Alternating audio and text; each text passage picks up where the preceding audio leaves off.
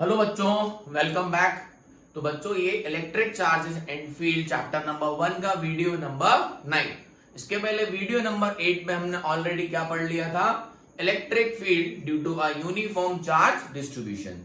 और हमने देखा था उसमें हमने एक रिंग की वजह से इलेक्ट्रिक फील्ड निकाली थी किसी पॉइंट एक्स पे, उसके सेंट्रल एक्सिस पे।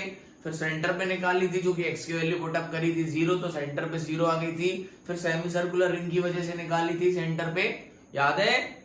अगर नहीं देखा हो वीडियो तो पहले वीडियो नंबर 8 देख लें। ओके, अब हम और भी यूनिफॉर्म चार्ज डिस्ट्रीब्यूशन की वजह से इलेक्ट्रिक फील्ड निकालेंगे, जैसे कि रॉड पे यूनिफॉर्मली चार्ज डिस्ट्रीब्यूटेड है, इनफाइनाइट रॉड है। स्फीयर पे यूनिफॉर्मली चार्ज डिस्ट्रीब्यूटेड है, इस पे भी हम निकालेंगे, है ना? तो वो हम आगे पढ़ेंगे, जो कि हम किसमें पढ़ेंगे, गॉस लॉ में। किसमें पढ़ेंगे? Gauss law. गॉस लॉ की हेल्प से हम इन यूनिफॉर्म चार्ज डिस्ट्रीब्यूशन जो है स्फीयर पे, रॉड पे, है ना, शीट हो सकती है, एक ये शीट है, इसकी वजह से हम इलेक्ट्रिक फील्ड निकालेंगे किसी डिस्टेंस डी पे, बट किसकी हेल्प से? गॉस लॉ की हेल्प से, गॉस लॉ के एप्लीकेशन की हेल्प से, है ना? तो ये हमारा नेक्स्ट वीडियो होने वाला है, गॉस लॉ। तो आज के वीडियो जो हमारा इंपॉर्टेंट है वो बेसिकली नेक्स्ट वीडियो के लिए भी बहुत इंपॉर्टेंट है ना, बाकी तो सारे ही होते हैं, बट जो हमारा नेक्स्ट वीडियो आएगा इसके बाद जो होगा गॉस लॉ पे, उसके पहले हमें एक चीज समझनी पड़ेगी, इलेक्ट्रिक फ्लक्स। क्या समझना पड़ेगा? Electric flux. तो जो हमारा आज का टॉपिक है बच्चों वो है इलेक्ट्रिक फ्लक्स। क्या होता है सर ये फ्लक्स? पहली बार सुना होगा आपने ये इलेक्ट्रिक फ्लक्स। तो बच्चों हमने इलेक्ट्रिक फील्ड लाइंस पढ़ी थी, याद है? आओ समझते हैं कि इलेक्ट्रिक फ्लक्स है क्या। प्रैक्टिकली भी बात करेंगे, फ्लक्स किसी भी चीज का हो सकता है बच्चों, लेकिन अभी हम क्या पढ़ने वाले हैं, इलेक्ट्रिक फ्लक्स। ठीक है, तो मैं कह रहा हूं बच्चों ये इलेक्ट्रिक फील्ड लाइंस है। क्या है? इलेक्ट्रिक फील्ड लाइंस है, कहीं इस तरफ जा रही होंगी। ठीक, अब मैंने कहा ये जो इलेक्ट्रिक फील्ड लाइंस है बच्चों, ये किसी एक एरिया से पास हो रही है। ध्यान से सुनना, अच्छा कंसेप्ट है, मजा आएगा। इस तरीके से, है ना, 3D में तो बन नहीं पाएगा। ठीक, तो मैं आपको यहां से समझाता हूं। सपोज ये एक रेक्टेंगल है ना, इस रेक्टेंगल ये खाली है बच्चों, ये क्या है? खाली है। और यहां से कुछ इलेक्ट्रिक फील्ड लाइंसेस आ रही है। क्या आ रही है? इलेक्ट्रिक फील्ड लाइंसेस आ रही है। तो इसके अंदर से कुछ इलेक्ट्रिक फील्ड लाइंसेस निकलेंगी, यहां से तो नहीं निकलेंगी, ऊपर से भी इसके अंदर से नहीं निकलेंगी। ये बोल रहा हूं मैं, होलो है ये बच्चों। क्या है? होलो एक रेक्टेंगल है, ये होलो रेक्टेंगल है। तो यहां से कुछ इलेक्ट्रिक फील्ड लाइंसेस आ रही होंगी, यस और नो, और इस एरिया में से निकल रही होंगी, क्रॉस कर रही होंगी इस एरिया को, इसमें से निकल रही होंगी, यहां से बाहर आ रही होंगी, यस और नो। यहां से एंटर करेगी तो मान लो ये एक इलेक्ट्रिक फील्ड लाइन है, और यहां से इलेक्ट्रिक फील्ड आ रही है। इलेक्ट्रिक फील्ड लाइंस तो बच्चा होती नहीं, हाइपोथेटिकल कंसेप्ट है जिससे हम इलेक्ट्रिक फील्ड का नेचर पढ़ते हैं। तो हम बोल रहे हैं कि यहां पर इलेक्ट्रिक फील्ड है, ठीक है, और वहां से इलेक्ट्रिक फील्ड आ रही है इस तरफ से। तो सपोज ये इलेक्ट्रिक फील्ड लाइंस है, तो ये इस कार्डबोर्ड में अंदर जाएंगी, ये हॉलो है, ये क्या है? हॉलो है ना? तो इस कार्डबोर्ड में अंदर जाएंगी बच्चा, यस और नो, और यहां से बाहर निकलेंगी, है ना? क्लियरिटी है? समझना ही क्या बोला है मैंने। तो मैंने क्या बोला, number of electric field lines, number of electric field lines passing through an area is known as electric flux,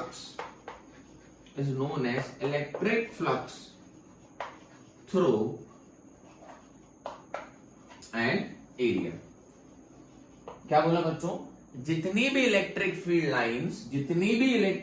lines इस एरिया से क्रॉस करेंगी, जितनी भी electric field lines, number of electric field lines passing through this area, है ना, ये area क्या है? ए है। ये एरिया क्या है? ए है ना, is known as electric flux through this particular area. Sir ये इलेक्ट्रिक फील्ड लाइंस कैसे गिनेंगे? कितनी भी निकल सकती है इसमें से।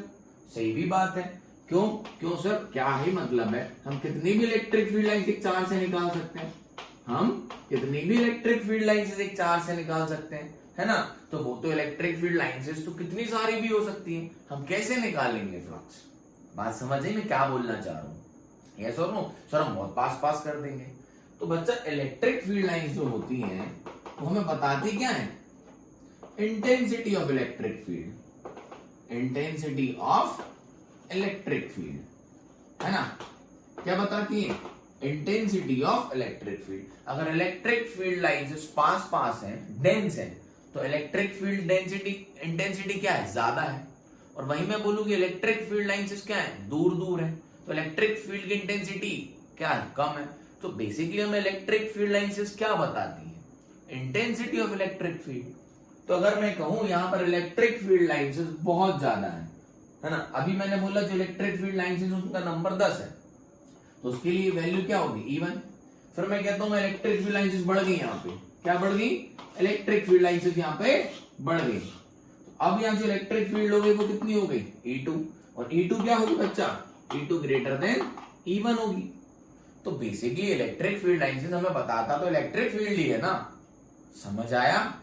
यस और नो?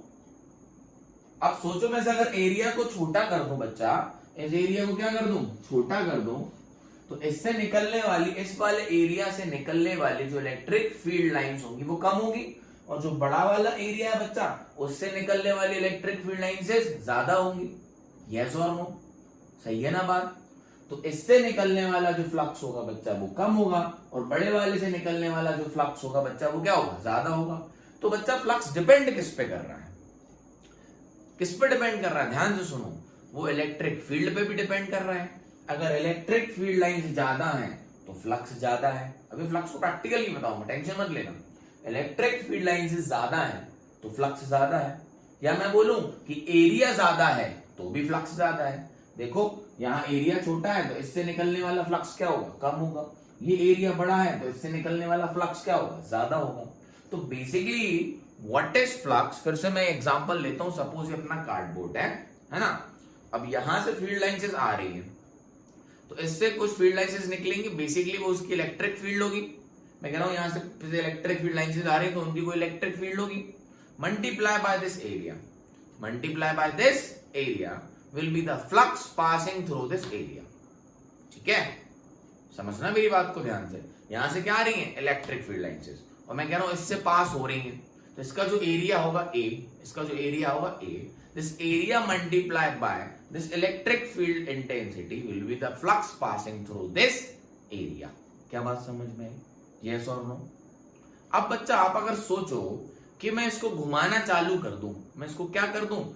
इसको घुमाना चालू कर दूं, तो आपको पता है एरिया वेक्टर क्वांटिटी होती है बच्चा। क्या होती है? वेक्टर क्वांटिटी होती है।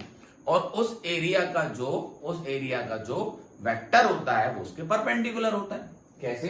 देखो, अगर मैं आपसे कहूं ये कोई एरिया A है, तो जो इसका एरिया वेक्टर होगा वो कहां होगा? ये उसका डायरेक्शन है ना, ऊपर की तरफ या तो परपेंडिकुलर नीचे की तरफ। हमेशा एरिया वेक्टर क्या होता है? Perpendicular to the surface, perpendicular to the surface. अब मैं जो आपसे प्रैक्टिकल बात कर रहा हूं, मैं ये करने वाला था कि जब ये ऐसा रखा हुआ था तो इससे इलेक्ट्रिक फील्ड लाइंस ऐसे आ रही थी और इससे क्रॉस हो रही थी इस तरीके से, है ना। तो इसके पूरे एरिया से इलेक्ट्रिक फील्ड लाइंस निकल रही थी, तो हमने इसका पूरा एरिया क्या कर दिया? मल्टीप्लाई किससे? इलेक्ट्रिक फील्ड से। तो मैंने बोला ये इलेक्ट्रिक फ्लक्स है। यस और नो? अगर मैं लिखना चाहूं तो कैसे लिखूंगा? देखो, phi is equals to E into A, phi is equals to E into A. But ये लॉजिकल और समझो आप, अगर बच्चा मैं इस बोर्ड को ऐसे घुमाता जाऊं और घुमाते घुमाते इसको ऐसे कर दूं, तो जो इसका एरिया वेक्टर यहां था, वो कहां आ गया? नीचे। अब इससे कितनी इलेक्ट्रिक फील्ड लाइंस निकलेंगी ही नहीं। अरे इलेक्ट्रिक फील्ड लाइंस तो ऐसे जा रही है बच्चा, है ना, ये होलो तो ऐसे है, तो अगर इसमें इलेक्ट्रिक फील्ड लाइंस ऐसे होती तब निकलती ना, अब तो इसके ऊपर से निकल जाएंगी। सोचो, देखो ऐसे ही तो हो गया, और इलेक्ट्रिक फील्ड लाइंस तो ऐसे हैं। समझ आया? अब मैंने जब इसको घुमाना चालू किया तो इससे पास होने वाली इलेक्ट्रिक फील्ड लाइंस कितनी हो गई? 0। तो इससे फ्लक्स कितना पास हो रहा है? 0। तो मतलब मैं जैसे जैसे इसको घुमाता जा रहा हूं तो इसके एरिया वेक्टर का एंगल बदलता जा रहा है, और जब ऐसे हो गया तो एरिया वेक्टर का एंगल कितना हो गया? 90। और इलेक्ट्रिक फील्ड का इधर है, तो इलेक्ट्रिक फील्ड और एरिया वेक्टर, इलेक्ट्रिक फील्ड और एरिया वेक्टर नीचे वाला, इसके बीच में जो एंगल है बच्चा वो कितना हो गया 90, और जो इलेक्ट्रिक फील्ड यहां से निकलेगी कितनी निकलेगी अब 0, तो फ्लक्स कितना हो गया 0। तो बच्चा देखो फ्लक्स को कैसे डिफाइंड किया गया, ध्यान देना। आपको लगता है क्लियर हो गया होगा सब, अब और ज्यादा हो जाएगा। देखो electric flux through any surface is equal through any area is equals to E dot A। Area भी इसकी वेक्टर क्वांटिटी है, इलेक्ट्रिक फील्ड भी वेक्टर क्वांटिटी है, लेकिन फ्लक्स कैसी क्वांटिटी स्केलर, तो इनका क्या होगा डॉट प्रोडक्ट। और आपको डॉट प्रोडक्ट का इंपॉर्टेंस समझ आया।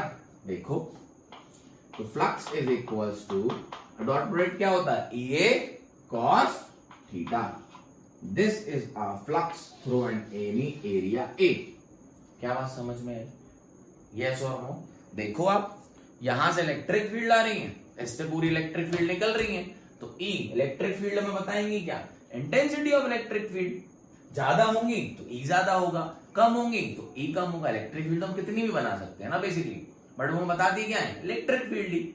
तो ई डॉट ए, तो ध्यान दो अभी इसका एरिया वेक्टर कहां है ये रहा, और इलेक्ट्रिक फील्ड कहां है ये रही, तो दोनों के बीच में एंगल कितना है 0 है ना। This theta is angle between E and A। Electric field और एरिया वेक्टर के बीच का एंगल होता है थीटा, है ना। तो अभी देखो पूरी इलेक्ट्रिक फील्ड ऐसे आ रही है और एरिया वेक्टर भी यहां पर है, यस और नो? डन है बात, यस और नो? तो इससे कितना फ्लक्स पास होगा, इससे कितना फ्लक्स निकलेगा E dot A cos theta या E A cos थीटा, और एंगल कितना है 0, और एंगल कितना है 0, तो cos 0 की वैल्यू कितनी होती है 1, तो फ्लक्स कितना निकला A इंटू A। समझ आया? अब मैंने कहा बच्चा मैंने इसको घुमाता रहा और मैंने कितना कर दिया 90 डिग्री, कितना कर दिया।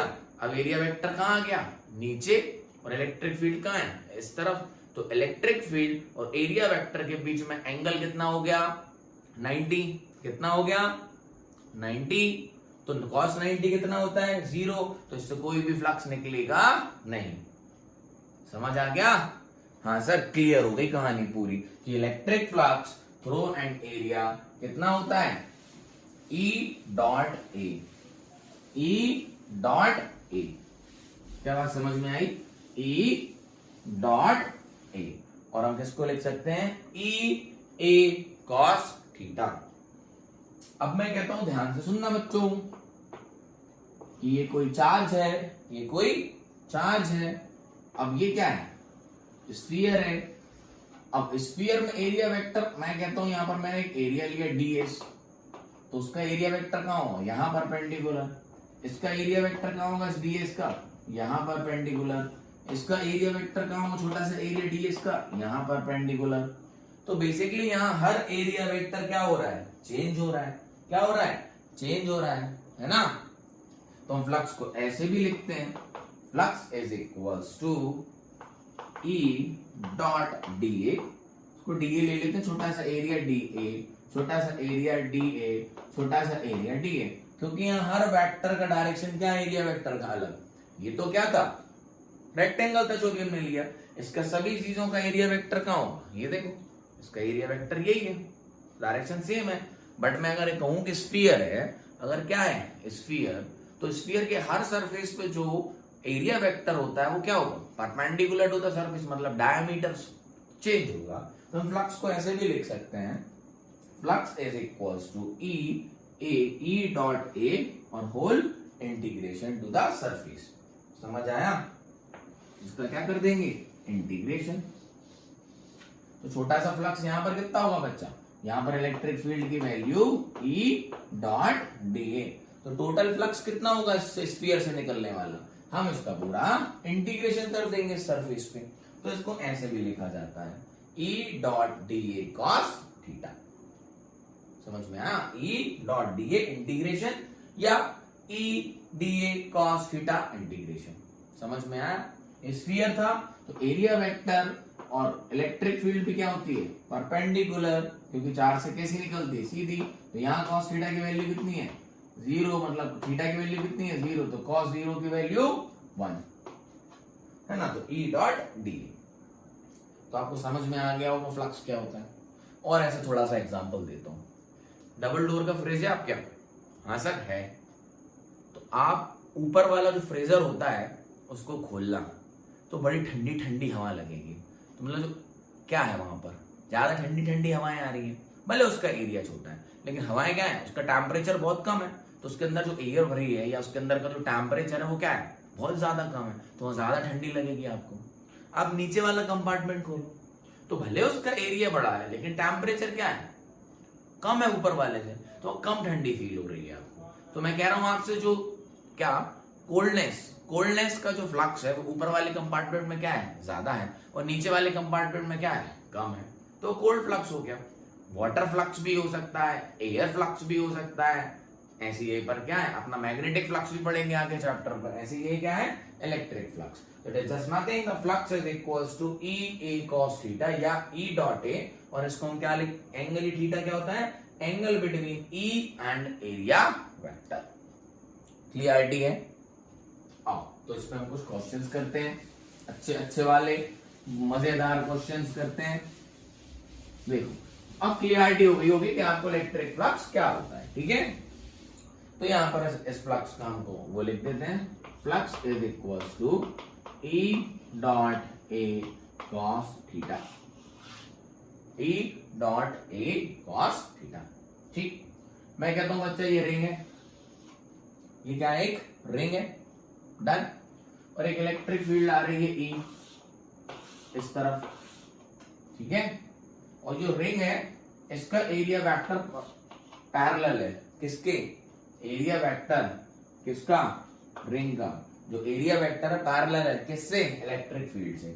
और जो आपको इलेक्ट्रिक फील्ड की वैल्यू दी हुई है वो दी है 2 × 10⁴ न्यूटन पर कूलम, 2 × 10⁴ न्यूटन पर कूलम। और बोला है जो रिंग का रेडियस है वो है 10 सेंटीमीटर।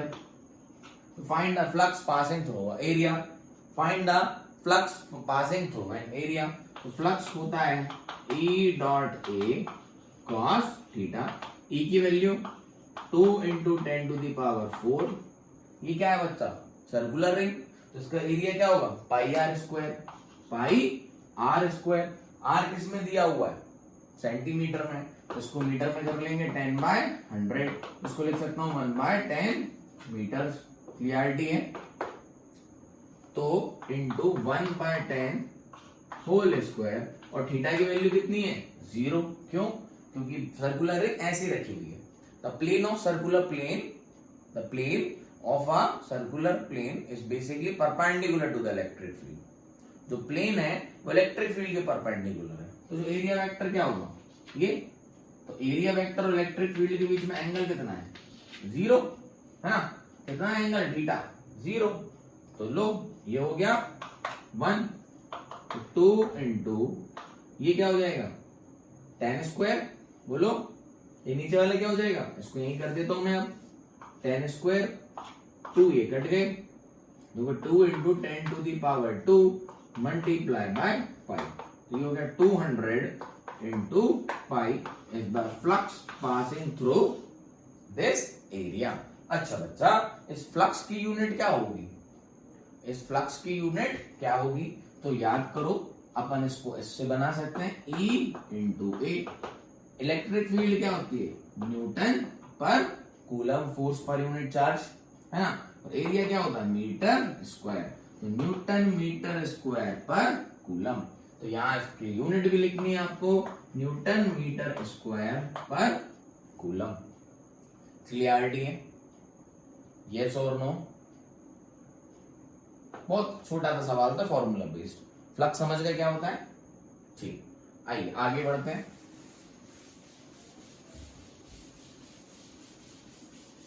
क्लियरिटी बच्चों, समझ आ रहा है? हाँ सर, आइए और करते हैं। मैं बोला कि एक इलेक्ट्रिक फील्ड है, ठीक, इस तरीके से, है ना। इलेक्ट्रिक फील्ड की वैल्यू दी है 2 × 10⁴ न्यूटन पर कूलम, ठीक। और उन्होंने बोला कि एक रेक्टेंगुलर प्लेन रखा हुआ है इस इलेक्ट्रिक फील्ड में। क्या रखा हुआ है, एक रेक्टेंगुलर प्लेन रखा हुआ है इस तरीके से, ये एक रेक्टेंगुलर प्लेन रखा हुआ है जिसकी आपको साइज दी हुई है, मतलब length into breadth, it's 2 into basically length और ब्रेथ दी हुई है 2 इंटू 4, वो भी सेंटीमीटर में, किसमें दी हुई है सेंटीमीटर, मतलब ये कह रहा हूं 4 सेंटीमीटर है और ये कितनी है 2 सेंटीमीटर है। ठीक, अब आपसे ये बोला है the plane of rectangle placed in electric field is making an angle of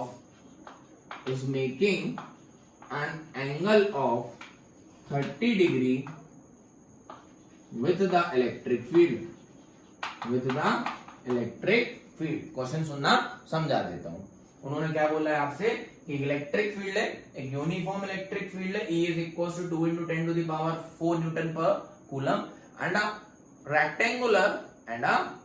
rectangular what area is capped in whose value is 2 into 4 centimeter, है ना, ये जो दोनों किसमें सेंटीमीटर में। ठीक, डन। अच्छा, the plane of rectangle is making an angle of 30 degree with the electric field.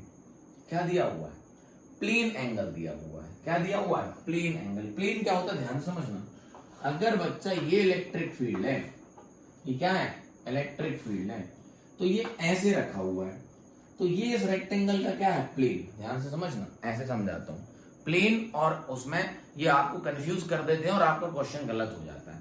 मैंने कहा ये आपका क्या है, मैं आपको क्वेश्चन समझा रहा हूं बेसिकली कि प्लेन आए तो एंगल कैसे लेना है ना। तो एक रेक्टेंगुलर प्लेन रखा हुआ है किसमें, इलेक्ट्रिक फील्ड में, है ना। जो इलेक्ट्रिक फील्ड की वैल्यू इतनी है, इसका एरिया क्या माना है 2 into 4, ठीक है, सेंटीमीटर स्क्वायर कर लो इसको, डन, दोनों सेंटीमीटर में। तो इस प्लेन का एंगल जो है इलेक्ट्रिक फील्ड से कितना है 30 डिग्री, मतलब इसको बोलते हैं प्लेन, इसको बोलते हैं प्लेन। तो ये जो प्लेन है अभी इलेक्ट्रिक फील्ड से कितना है 90 डिग्री पे।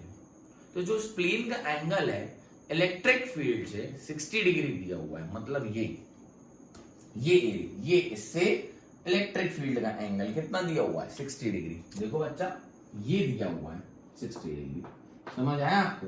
नहीं तो आप फटाफट क्या करोगे, sir flux is equals to EA cos theta, और यहाँ जो थीटा की वैल्यू ले लोगे वो 60 हो जाएगी, जो कि क्या है गलत, क्योंकि ये जो थीटा होता है बच्चों, एंगल किसके बीच में होता है, E एंड A के बीच में होता है। बट ये जो एंगल आपको दिया हुआ है, ये दिया हुआ है किसके बीच में है, ये दिया हुआ है प्लेन और इलेक्ट्रिक फील्ड के बीच में। तो ध्यान दो, इसका एरिया वेक्टर कहाँ होगा, ये, समझ आया। देखो इसको हमने थोड़ा सा ऐसे घुमा दिया, एरिया वेक्टर कहाँ गया, ये, समझ आया। तो एरिया वेक्टर और इलेक्ट्रिक फील्ड के बीच में जो एंगल होगा बच्चा, वो होगा 30 डिग्री, समझ में आया।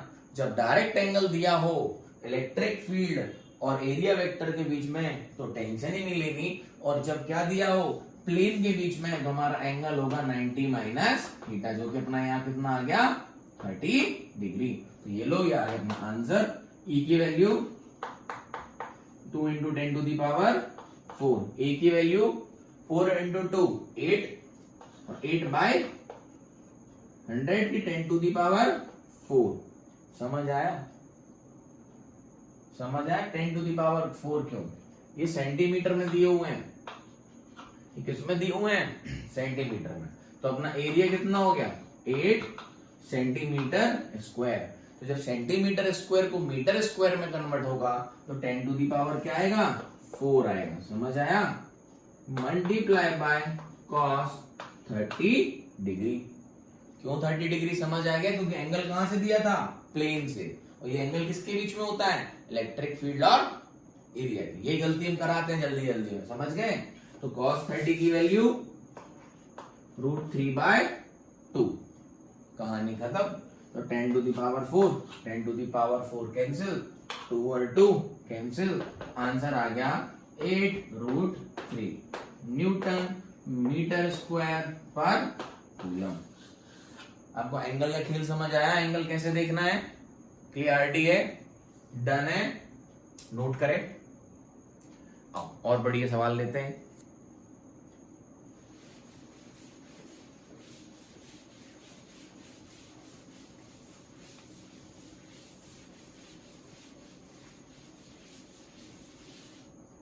Electric field is given to you. बच्चा ध्यान सुनना, एक इलेक्ट्रिक फील्ड है जो आपको दी हुई है 2y cap plus 3j cap plus 4k cap. ये क्या है? वेक्टर है। इलेक्ट्रिक फील्ड क्या होती है? वेक्टर क्वांटिटी है। इसका मतलब क्या होता है कि दो कहां पर है? न्यूटन पर कूलम। दो कहां है?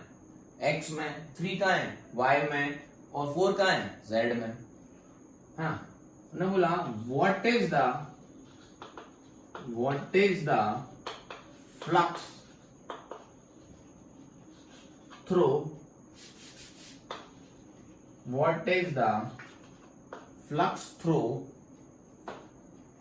N area. ध्यान सुनना, what is the flux through an area parallel to YZ plane whose area is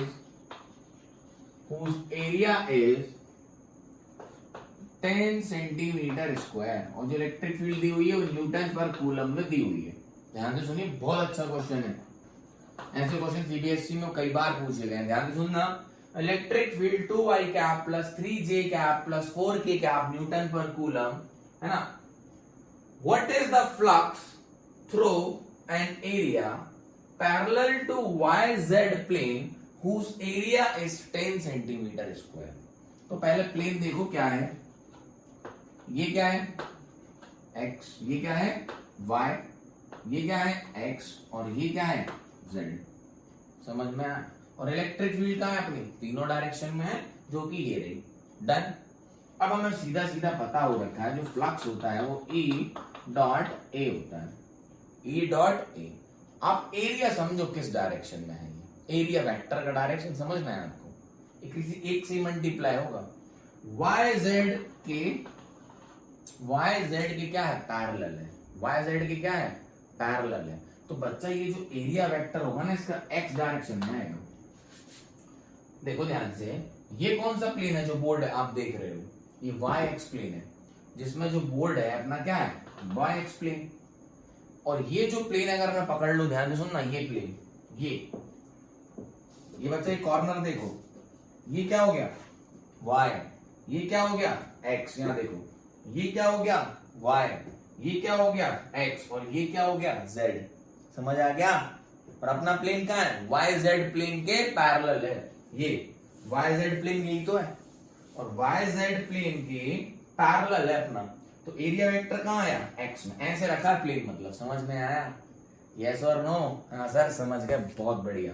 तो E डॉट ए क्लियरिटी है। तो ध्यान से देखो, फ्लक्स कितना है? 2y cap plus 3j cap plus 4k cap dot किसका? एरिया वेक्टर कहां है? x में। तो ये जो एरिया है कहां है अपना? 10 सेंटीमीटर स्क्वायर। ये कहां है? x में। समझ आया? तो इसको हम लिखेंगे 10 बाय, बोलो 100, 10 टू दी पावर 4। किसमें करना है? इसको मीटर में निकाल रहा हूं जनरली, है ना। मीटर स्क्वायर में कर दिया मैंने, ठीक। और कहा? आई कैप क्यों? क्योंकि इनका जो एरिया वेक्टर है, क्योंकि एंगल जब हम लिखते हैं, है ना, यहाँ पे, तो हम किसके साथ? साइन के, थीटा के साथ लिखते हैं। ये जब डॉट प्रोडक्ट करते हैं तो हम डायरेक्शन लेते हैं। तो इनका जो एरिया वेक्टर था हमारे किसका? प्लेन का, पैरेलल टू YZ एक्सिस। कहां आएगा? x एक्सिस में। तो 10 आई क्या? डॉट प्रोडक्ट में पता है आई डॉट आई क्या होता है? 1। बाकी सब क्या होते हैं? 0। ये हो गया 2 into 10 upon 10 to the power 4। इससे कैंसिल हो गया 2 अपॉन 10 टू दी पावर 3। इसको ले सकते हैं 2 into 10 to the power -3 newton metre square पर कूलम। समझ आया? क्लियरिटी है? बोलो क्लियर है? समझ में? प्लेन के साथ कैसे खेलना है। क्लियर? डन। इसी को अगर मैं थोड़ा और बदल दूं, और वो अगर आपसे electric field Y Z plane की जगह बच्चा वाई जेड प्लेन की जगह एक्स वाई की बोल देते हैं, पैरेलल टू एक्स वाई, ये जो एरिया है कहां से पैरेलल था, parallel to Y Z plane था। अब मैं आपसे कह रहा हूं यही एरिया है जो पैरेलल किसके, एक्स वाई प्लेन के, किसके पैरेलल है, एक्स वाई प्लेन के। मतलब कैसे, ऐसे, ये अपना एक्स वाई जो बोर्ड है ये रहा, इसी प्लेन है। तो इस प्लेन में जो एरिया वेक्टर आएगा कहां आएगा, जेड की तरफ आएगा, है ना। अगर प्लेन वाई एक्स के क्या है, पैरेलल है, किसके, वाई एक्स के पैरेलल है, तो इस प्लेन का एरिया वेक्टर कहां आएगा बच्चों, जेड में आएगा। कहां आएगा, जेड में आएगा, समझे। तो इसका आंसर क्या हो जाता, देखो यही कहीं बता रहा हूं ना, अगर एक्स वाई की जगह वाई जेड की जगह मैं क्या कर दूं, एक्स वाई प्लेन, तो एरिया वेक्टर कहां पहुंच जाएगा, जेड में। कहां पहुंच जाएगा, जेड में। और जेड में कितनी इलेक्ट्रिक फील्ड दी हुई है, 4K, है ना। और एरिया क्या है, 10। तो यहाँ आई की जगह क्या हो जाएगा, के क्या, आई की जगह क्या हो जाएगा, के क्या। तो बस ये दोनों क्या हो जाएंगे, के डॉट आई 0, के डॉट इज 0, बट इससे मल्टीप्लाई हो जाएगा। तो 4 इंटू 10/10 टू द पावर 4, ये पट गया 3 टाइम्स, तो 4 into 10 to the power -3 newton पर कूलम मीटर स्क्वायर। तो ये बच्चा ऐसे क्वेश्चंस में जरा प्लेन का ध्यान रखना कि वो किस प्लेन से बात कर रहे हैं, है ना। इस तरीके से आपको थोड़ा सा कंफ्यूज करते हैं, आपको बहुत आसान लगता है सर ई डॉट ए तो करना है या ई ए कॉस थीटा तो करना है, एंगल का ध्यान रखना। और इस तरीके से हमें प्लेन का वेक्टर्स पता होना चाहिए। क्लियर है, बोलो, डन, आगे बढ़े, चलिए। अब एक और बढ़िया और क्वेश्चन लेते हैं, मजेदार। आइए ध्यान से देखना, एक डायग्राम दिया है आपको इस तरीके से, क्लियर, डन, ये रहा, है ना। तो और उन्होंने बोला कि यहां पर एक स्क्वायर है,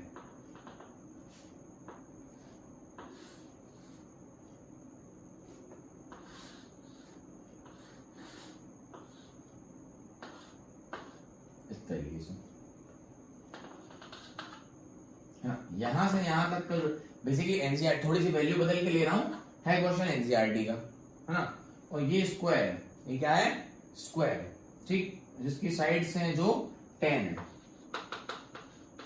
सेंटीमीटर, ये स्क्वायर है जिसकी साइड कितनी है, 10 सेंटीमीटर। और यहां से यहां की जो डिस्टेंस आपको दिया हुआ है, ये बोल दिया कि ये है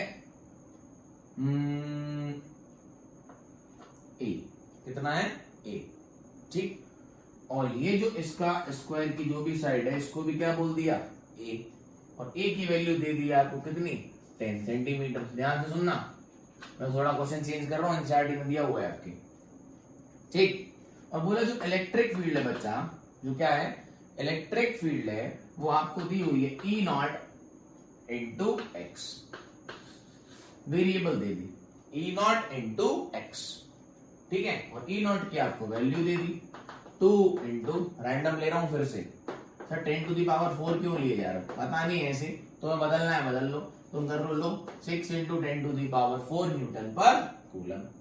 what is the net flux, what is the net flux passing through an area या स्क्वायर। ध्यान से सुनना, है ना, ध्यान से सुनो। उन्होंने बोला कि एक इलेक्ट्रिक फील्ड है जो एक्स डायरेक्शन में क्या है, वेरिएबल है। कैसे वेरिएबल है, कैसे वेरिएबल है, E0 इंटू एक्स। तो जैसे जैसे एक्स बदलेगा तो इलेक्ट्रिक फील्ड की वैल्यू बदलेगी, डन है। जैसे जैसे एक्स बदलेगा तो इलेक्ट्रिक फील्ड की वैल्यू बदलेगी, डन, बोलो हाँ सर। तो उन्होंने बोला कि इससे जो नेट फ्लक्स पास होगा, एक स्क्वायर है जो ये एक स्क्वायर है जो इसकी बेसिकली एक्स एक्सिस पर रखा हुआ है, और इसके जो प्लेन्स हैं ये वाले जो प्लेन्स हैं ये एक्स एक्सिस की क्या है, परपेंडिकुलर, मतलब वाई और जेड के पैरेलल है। तो इससे निकलने वाला फ्लक्स पूछा है, ठीक। तो आप देखो, ध्यान से सुनना कि बेसिकली बच्चा जो हम नेट फ्लक्स निकालते हैं, वो ऐसे निकालते हैं, entering flux plus exit flux. आप खुद सोचो कि अगर ये क्या है, स्फीयर है, इसके अंदर अगर मैं प्लस चार्ज क्यू रख दूं, क्या रख दूं, तो फ्लक्स कहां निकलेगा, बाहर की तरफ, और इससे सिर्फ फ्लक्स निकलेगा, इसके अंदर नहीं आएगा। इससे फ्लक्स सिर्फ निकलेगा, इसके अंदर नहीं आएगा। समझ आया? अगर मैं ऐसे ही बोलूं, इसके अंदर एक माइनस क्यू चार्ज ले आऊं, क्या ले आऊं, माइनस क्यू चार्ज, तो इस माइनस क्यू चार्ज की वजह से फ्लक्स अंदर की तरफ आएगा। तो नेट फ्लक्स क्या हो जाएगा, आने वाला प्लस जाने वाला। यस और नो बोलो। अगर मैं कहूं कि ये एक स्फीयर है, इसके अंदर एक प्लस 2q चार्ज है, कितना है, प्लस 2q चार्ज है, और एक माइनस q चार्ज है, तो बाहर की तरफ किसकी वजह से निकलेगा, प्लस 2 की वजह से, और अंदर किसकी वजह से आएगा, माइनस की वजह से। यस और नो। बेसिकली अगर हम इनको जोड़ ही लें तो नेट चार्ज कितना हो गया, प्लस q, तो उसी की वजह से बाहर आएगा। तो जितना फ्लक्स अंदर जाता है और जितना फ्लक्स बाहर जाता है ना, तो अगर इनको ऐड कर दें वेक्टर की तरह, है ना, निकलने वाला प्लस अंदर जाने वाला, तो वही फ्लक्स होगा जो सरफेस के बाहर निकला। अब आप खुद सोचो, जितना फ्लक्स किसी सरफेस के अंदर आया और उतने ही फ्लक्स उस सरफेस के बाहर निकल जाए, तो नेट फ्लक्स सरफेस से कितना निकल रहा है, 0। लेकिन मैं कह रहा हूं 10 फ्लक्स सरफेस के अंदर गया, 10 फ्लक्स सरफेस के अंदर गया और 20 फ्लक्स सरफेस से बाहर निकल रहा है, तो सरफेस से कितना फ्लक्स निकल रहा है, 10। समझ आया? यस और नो। ये बेसिकली ये बता देता है कि हमें अंदर चार्ज है कि नहीं है, वो भी हमारे गॉस लॉ के बाद आएगा। समझ। तो आप देखो, यहां से एंटर होने वाला फ्लक्स कितना है, मैं कहता हूं एंटर होने वाला फ्लक्स है 5 और एग्जिट कहां से होगा, यहां से, वो फ्लक्स कितना है, 5 तो जो नेट फ्लक्स होगा वो होगा 5 प्लस 5। अभी तो हम थीटा लेंगे, अपने आप आ जाएगा 5 प्लस 5। तो इस सरफेस पे देखो बेटा, इसका एरिया वेक्टर कहां होगा, इस तरफ, और इलेक्ट्रिक फील्ड कहां है, इस तरफ। तो यहां पर जो एंगल बन रहा है वो कितना बन रहा है, 180 डिग्री। तो जो बेटा हमारा 5 आएगा, ध्यान से देखना, वो आएगा E, और यहां पर जो E की वैल्यू है वो कितनी है, E, और X कितना है यहाँ पर, A, X कितना है यहाँ पर, A, तो E नॉट इंटू A, ये तो हो गया इलेक्ट्रिक फील्ड की वैल्यू यहाँ पे, E नॉट इंटू A, और इंटू इसका एरिया जितना इससे निकलेगा, तो एरिया कितना हो गया इसका, A स्क्वायर। साइड कितनी है, साइड A दी हुई है, और A की दूरी पे बात हो रही है, तो इलेक्ट्रिक फील्ड कितनी होगी यहाँ पर, E नॉट इंटू X, मतलब E नॉट इंटू A, और इसका एरिया कितना है, A स्क्वायर, क्योंकि इसकी सारी साइड भी है। तो बट अब हम बात करेंगे कॉस थीटा की, इसकी बात करेंगे कॉस थीटा की, और इन दोनों के बीच में एरिया वेक्टर हमेशा परपेंडिकुलर होता है बच्चा, किसी भी सरफेस से और बाहर की तरफ। तो इस सरफेस का जो एरिया वेक्टर है वो कहां हुआ, ये। तो इन दोनों इलेक्ट्रिक फील्ड और एरिया वेक्टर के बीच में एंगल कितना है, 180, और cos 180 कितना होता है, -1। ये तो आपको पता हो रखा होगा, 12th क्लास में इतनी सब चीजें तो आती हैं। तो देखो, E not into A cube, E not into A cube, और cos थीटा की वैल्यू -1, तो ये आ गया E not into A cube और माइनस। समझ आ गया कैसे? हाँ सर, आ गया। डन। तो किसी भी क्लोज सरफेस से जो नेट फ्लक्स होता है बच्चा, वो क्या होता है, वो सम होता है किसका, सीधा सीधा जितना एंटर हुआ प्लस जितना एग्जिट हुआ। तो एंटर वाला माइनस और एग्जिट वाला प्लस ले लो, तो आपका आंसर आ जाएगा। अब अपन निकालते हैं φ2, वैल्यू रख लेंगे लास्ट में, कोई दिक्कत नहीं। φ2 देखते हैं। अब φ2 भी कैसे लिखेंगे बच्चा, यहां से निकलेगा फ्लक्स इस एरिया से, इससे। अब यहां से एरिया वेक्टर कहां है, बाहर, और इलेक्ट्रिक फील्ड भी कहां होगी, बाहर। तो यहां थीटा की वैल्यू कितनी होगी बच्चा, 0, बस खत्म। तो देखो E नॉट, यहां x की value a plus a, 2a, यहां x की वैल्यू कितनी थी, इलेक्ट्रिक फील्ड भी तो लिखनी पड़ेगी वहां, जब तुम उस सरफेस पे E डॉट a करेंगे। यहां पर इलेक्ट्रिक फील्ड कितनी है, E नॉट इंटू x, मतलब E नॉट इंटू a, और यहां पर इलेक्ट्रिक फील्ड कितनी होगी, E नॉट इंटू 2a, ये तो वेरिएबल फंक्शन दिया था। तो E नॉट इंटू 2a, और एरिया कितना, a स्क्वायर cos थीटा। और यहाँ थीटा की वैल्यू कितनी है 0, तो cos थीटा क्या हो जाएगा 1। तो यहाँ पर फ्लक्स की वैल्यू देखो कितनी है E नॉट, तो यहां ले लेते हैं ए क्यू। क्लियरिटी है, डन है, यस और नो। तो नेट फ्लक्स देखो आप, नेट फ्लक्स देखो कितना हो गया 5 प्लस 5 तो 5 कितना है minus E not a Q, और 5 कितना है 2 ई नॉट ए क्यू। दोनों को जोड़ दो तो कितना आ जाएगा E naught into A Q is the net flux coming out from this surface. एक सरफेस में 10 आया 20 बाहर निकला, तो बाहर कितना मतलब नेट कितना निकल रहा है उससे 10। समझ में आउट कितना निकल रहा है ना। तो कितना आ गया E naught into A. E naught की वैल्यू रख लो बच्चा 6 into 10 to the power 4 multiply by A की वैल्यू दी थी, कहां गई, मैंने मिटा दी क्या। तुम ले लेते हैं जो ए की वैल्यू दी है, सपोज आपको 10 सेंटीमीटर, ए की वैल्यू कितनी दी है 10 सेंटीमीटर, तो 10 डिवाइडेड बाय 100 मीटर में करना है और क्यूब, तो एक जीरो से एक जीरो कैंसिल, ये हो जाएगा 10 क्यूब, क्या हो जाएगा ये हटा के कर दूं 10 क्यूब, ऐसे कर दूं नहीं तो कंफ्यूज हो जाओगे। 10 डिवाइडेड बाय 100, एक जीरो से एक जीरो कैंसिल, ये हो गया 10 क्यूब, है ना। ठीक है, तो लिख दो अलग से, कंफ्यूज तो नहीं होगे। लो तुम ऐसे ही कर लो 1/10 होल क्यूब, तो ये गया किससे 4 से, तो 6 into 10 is 60 newton metre square पर कूलम। ये रही फ्लक्स की वैल्यू, डन है।